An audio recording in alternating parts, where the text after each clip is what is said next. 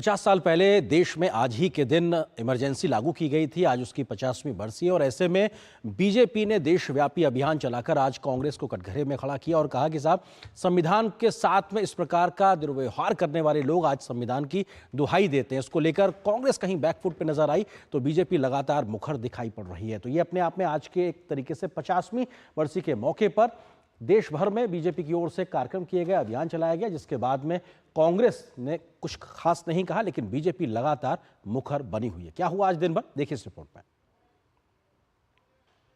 Bharatiya Janata party 25 जून को काला दिवस के रूप में मना रही है। आपातकाल पर कांग्रेस को घेरते हुए भाजपा के राष्ट्रीय अध्यक्ष जेपी नड्डा ने कहा कि कांग्रेस को देश से माफी मांगनी चाहिए। श्रीमती इंदिरा गांधी ने इमरजेंसी लगाई और हजारों लोगों को उसी रात को उनको अरेस्ट कर लिया गया, जिसमें मैंने नाम आपको बताया। देश का कोई प्रमुख नेता नहीं था।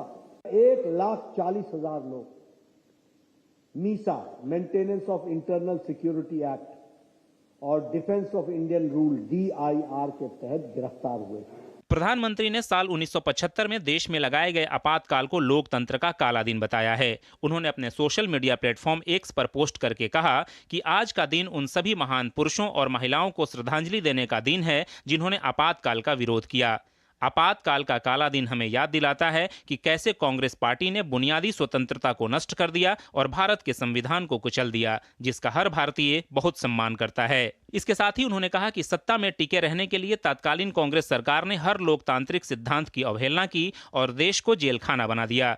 जो भी व्यक्ति कांग्रेस से असहमत होता था उसे प्रताड़ित किया जाता था। सबसे कमजोर वर्गों को निशाना बनाने के लिए सामाजिक रूप से प्रतिगामी नीतियां लागू की गईं। प्रधानमंत्री ने इस मौके पर एक कविता भी लोगों के साथ साझा की और लिखा, जब कर्तव्य ने पुकारा तो कदम कदम बढ़ गए, जब गूंज उठा नारा भारत माँ की जय, तब जीवन का मोह छोड़ प्राण पुष्प चढ़ गए, कदम कदम बढ़ गए। टोलियां की टोलियां जब चल पड़ी यौवन की तो चौखट चरमरा गए, सिंहासन हिल गए। प्रजातंत्र के पहरेदार सारे भेदभाव तोड़, सारे अभिनिवेश छोड़ मंजिलों पर मिल गए।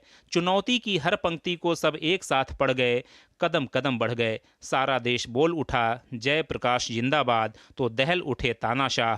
भ्रिकुटियां तन गईं, लाठियां बरस पड़ी सीनों पर माथे पर। केंद्रीय गृह मंत्री अमित शाह ने आपातकाल में किए गए क्रूर अत्याचार से जुड़ा post social media platform X पर पोस्ट किया। उन्होंने कहा कि एक खास परिवार को सत्ता में बनाए रखने के लिए कांग्रेस ने कई बार हमारे संविधान की भावना को कुचला। आपातकाल के दौरान इंदिरा गांधी ने भारत के लोगों पर क्रूर अत्याचार किए। कांग्रेस पार्टी के युवराज यह भूल गए हैं कि उनकी दादी ने आपातकाल लगाया था और उनके पिता राजीव गांधी ने 23 जुलाई 1985 को इस भयावह घटना पर बहुत गर्व करते हुए लोकसभा में कहा था, इसमें कुछ भी गलत नहीं है। राजीव गांधी ने तो यहां तक कहा था, अगर इस देश का कोई भी प्रधानमंत्री इन परिस्थितियों में यह महसूस करता है कि आपातकाल आवश्यक है और वह आपातकाल लागू नहीं करता है तो वह इस देश का प्रधानमंत्री बनने के लायक नहीं है। तानाशाही पर गर्व करने का यह कृत्य दर्शाता है कि कांग्रेस को परिवार और सत्ता के अलावा कुछ भी प्रिय नहीं है। रक्षा मंत्री राजनाथ सिंह ने आपातकाल के संबंध में सोशल मीडिया प्लेटफॉर्म X पर लिखा कि आज के ठीक 49 साल पहले भारत में तत्कालीन कांग्रेस सरकार द्वारा आपातकाल लगाया गया था। आपातकाल हमारे देश के लोकतंत्र के इतिहास का वह काला अध्याय है जिसे चाहकर भी भुलाया नहीं जा सकता। सत्ता के दुरुपयोग और तानाशाही का जिस तरह खुला खेल उस दौरान खेला गया, वह कई राजनीतिक दलों की लोकतंत्र के प्रति प्रतिबद्धता पर बहुत बड़ा सवालिया निशान खड़ा करता है। यदि आज इस देश में लोकतंत्र जीवित है तो उसका श्रेय उन लोगों को जाता है जिन्होंने लोकतंत्र की बहाली के लिए संघर्ष किया, जेल गए और न जाने कितनी शारीरिक और मानसिक यातनाएं झेली।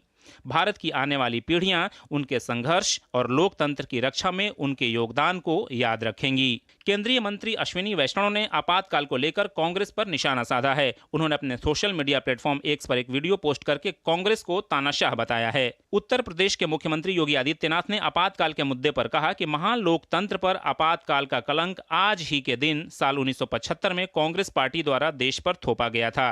कांग्रेस की तत्कालीन सरकार ने विपक्ष के सभी नेताओं को बंद करके लोकतंत्र का गला घोंटा था। श्रीमती इंदिरा गांधी जी के नेतृत्व में कांग्रेस की सरकार ने कैसे भारत के लोकतंत्र को नष्ट करने का प्रयास किया था और विपक्ष के सभी नेताओं को बंद करके लोकतंत्र के गले को पूरी तरह घोंटने का प्रयास किया था।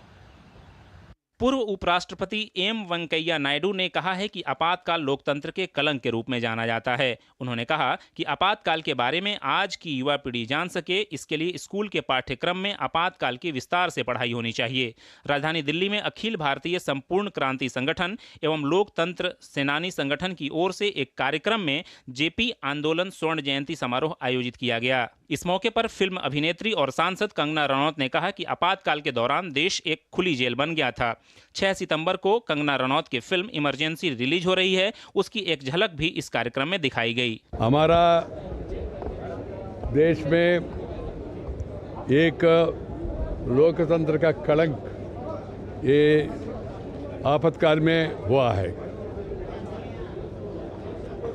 That's why I feel that there should be a lesson in the textbooks for all the students of the schools and colleges about what is emergency, why it was imposed, how it was imposed, what are the excesses committed, what was Jayaprakash Narayan movement, what is total revolution is call given by him.